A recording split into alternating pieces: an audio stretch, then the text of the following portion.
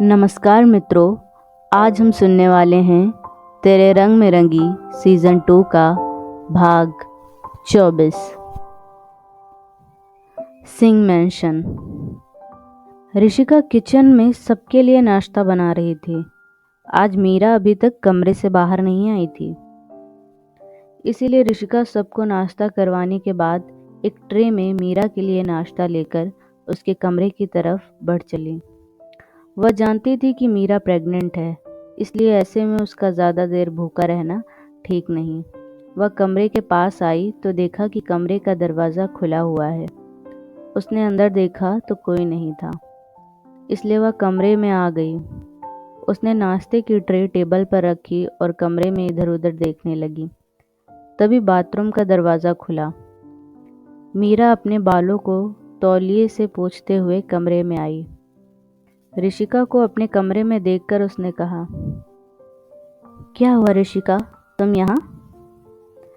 हाँ, वो आप नीचे नहीं आई तो मुझे लगा शायद आपकी तबीयत ठीक नहीं, इसलिए आपको देखने चली आई। हाँ, वो आज आंखें ही नहीं खुली, शायद शादी की थकान अभी तक मेरी नहीं उतरी। अरे वाह, तुम मेरे लिए नाश्ता भी लेकर आई हो। तुम सच में बहुत स्वीट हो। यह कहते हुए मीरा जल्दी से काउच पर आकर बैठ गई और ऋषिका का लाया नाश्ता करने लगी। ऋषिका उसे किसी बच्चे की तरह नाश्ता करते देख मुस्कुराने लगी। तभी मीरा ने कुछ याद करके कहा, वैसे विराज कह रहा था कि राघवेन इंदौर गया है। हाँ, उन्हें कुछ ज़रूरी काम आ गया, इसलिए उन्हें जाना पड़ा। ऋषिका ने धीरी आवाज़ में कहा, तो आज पगफेरी की रस्म के लिए हमारे साथ कौन जाएगा? मीरा ने खाते हुए ऋषिका की तरफ देखकर कहा, विराज नहीं है क्या? नहीं ऋषिका, वो सुबह सुबह ही किसी अर्जेंट केस के लिए निकल गया। लगता है हमें खुद ही जाना होगा पगफेरी की रस्म के लिए। ऋषिका ने मुंह लटकाते हुए कहा, अरे ऐसे कैसे मेरी बहुएं अकेले जाएंगी पगफेरी की रस्म के लिए? निर्मला जी ने मीरा के कमरे में दाखिल होते हुए कहा। उन्होंने ऋषिका का उदास चेहरा देखा तो कहा, अरे ऋषिका बेटा, अब राघव को तो हम इस रस्म के लिए नहीं बुला सकते, पर हाँ, मानस, खुशी और विवेक को राघव और युवराज ये जिम्मेदारी देकर गए हैं, इसलिए अब जल्दी से मुस्कुरा दीजिए। निर्मला जी की बात पर ऋषिका हल्का मुस्कुराई। निर्मला जी ने जल्दी से दोनों को तैयार होकर नीचे आने को कहा और कमरे से चली गईं। कुछ देर बाद मीरा और ऋषिका तैयार होकर हॉल में आ गईं। पगफेरी की रस्म के लिए उन्हें लेने ऋषभ और अंश आए हुए थे। आराध्या जी ने इस बारे में फ़ोन पर निर्मला जी से पहले ही बात कर ली थी। ऋषभ अंश घर के अंदर आए, सबसे मिले, कुछ देर बातें की। ऋषभ ने राघवेन के बारे में पूछा तो विंद्रा जी ने कहा, वो बेटा, उसे कुछ अर्जेंट काम आ गया तो उसे इंदौर के लिए निकलना पड़ा। वैसे वो जाना नहीं चाह रहा था, पर काम इतना ज़रूरी था कि जाना पड़ा। ये सुनकर ऋषभ को बिल्कुल अच्छा नहीं लगा। ऋषिका ने ऋषभ के चेहरे को देखा तो समझ गई कि उसका भाई राघवेन को यहाँ ना देखकर राघवेन से नाराज़ है। खैर, राघवेन और विराज दोनों ही घर पर नहीं थे, इसलिए ऋषभ ज़्यादा देर नहीं रुका और मीरा ऋषिका को लेकर गंगा निवास आ गया। गंगा निवास पहुंचकर ऋषभ सीधा अपने कमरे में आया और राघवेन को फ़ोन लगा दिया। राघवेन ने ऋषभ का कॉल देखा तो एक्सक्यूज़ मी बोलकर तुरंत कॉल उठाई और कहा, कैसे हो ऋषभ? एक भाई कैसा हो सकता है जब उसे ये पता चले कि उसकी बहन का पति शादी के दूसरे ही दिन उसकी बहन को अकेला छोड़कर इंदौर चला गया? तुम क्या सोच रहे हो? मैं ये जानकर खुश होऊंगा? ऋषभ ने अपने गुस्से और गंभीर आवाज में कहा।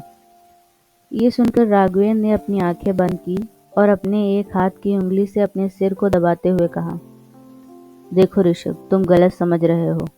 मैं कोई ऋषिका को अकेले छोड़कर इंदौर घूमने नहीं आया हूँ। कुछ ज़रूरी काम था, इसलिए आना पड़ा, वरना मैं खुद भी ऋषिका से दूर नहीं होना चाहता। ये सब बस तुम्हारी बातें हैं, इनसे तुम मेरी बहन को बेवकूफ़ बना सकते हो, मुझे नहीं। तुम जैसे लोगों को मैं बहुत अच्छे से जानता हूँ। पहले शादी करते हो और फिर अपने काम का बहाना देकर इधर उधर निकल जाते हो। अभी ऋषभ की बात पूरी भी नहीं हुई थी कि तभी उसे कॉल डिस्कनेक्ट होने की आवाज़ आई। उसने फ़ोन कान से हटाकर देखा तो पाया कॉल कट चुकी थी। ये देखकर ऋषभ की मुट्ठियां बन गई। उधर राघवेंद्र ने कॉल कट करने के बाद खुद से कहा, तू मेरा साला ना होता तो तुझे मैं इस दुनिया से गायब कर देता। ये बोलकर राघवेंद्र अपने कैबिन में आ गया और अपने सामने बैठे होटल के मैनेजर से कहा, हाँ, तो आप क्या बता रहे थे? होटल में आग कैसे लगी? सर, एग्जैक्ट तो हम कुछ नहीं कह सकते, पर आपके होटल में आग लगने से और आपके होटल की बदनामी होने से इस शहर में होटल बिजनेस में सबसे ज़्यादा अगर किसी का फ़ायदा हुआ है तो वो है इंदौर में खुलने वाला गोल्डन इंटरनेशनल होटल, जिसके कस्टमर 2 दिन में ही बढ़कर 20 गुना बढ़ गए हैं। तो उस हिसाब से तो हमारा पहला शक तो इस होटल के मालिक ऋषभ व्यास पर जाता है, मैनेजर ने गंभीरता से कहा।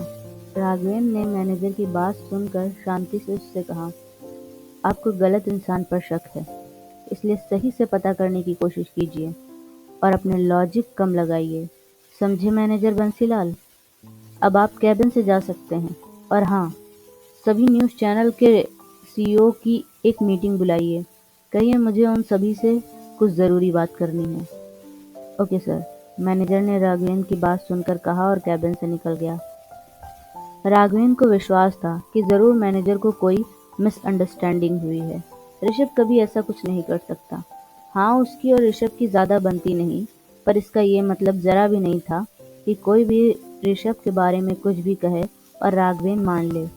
कुछ देर ऋषभ के बारे में सोचने के बाद राघवेंद्र ने ऋषिका को कॉल कर दिया। ऋषिका ने तुरंत ही कॉल पिक करके कहा, क्या कर रहे हैं? मैनेजर से मीटिंग थी तो उससे बात कर रहा था। तुम्हारी याद आने लगी तो तुम्हें कॉल कर दिया। राघवेंद्र की बात सुनकर ऋषिका ने बस इतना ही जवाब दिया। कुछ देर दोनों के बीच खामोशी रही। फिर ऋषिका ने ही पूछा, आपने नाश्ता किया? हाँ, इस बार राघवेंद्र ने कहा। भाई ने आपको फ़ोन करके आपसे कुछ कहा क्या? ऋषिका ने थोड़ा झिझकते हुए पूछा। नहीं, मतलब उसका फ़ोन आया था, बस ऐसे ही पूछ रहा था कि मैं कहाँ हूँ और किस काम से इंदौर आया हूँ, और कुछ खास नहीं। राघवेंद्र ने अपनी बात कही और फिर खामोश हो गया। शुरू से ही राघवेंद्र और ऋषिका ने फ़ोन पर बहुत कम बात की थी, जिस वजह से उन्हें समझ ही नहीं आता था कि वो क्या बात करें एक दूसरे से। राघवेंद्र को अब ऋषिका को लेटर लिखना ज़्यादा आसान लगता था। राघवेंद्र को अब ऋषिका से लेटर के द्वारा बात करना ज़्यादा अच्छा लगता था, पर इस खामोशी में भी एक सुकून था। कुछ देर दोनों ऐसे ही बिना शब्दों के बात करते रहें और फिर राघवेंद्र ने कहा, ऋषिका, मेरी कुछ देर में मीटिंग है तो मैं तुम्हें मीटिंग के बाद कॉल करता हूँ। ऋषिका ने धीरे से जवाब दिया और फिर कॉल कट गई।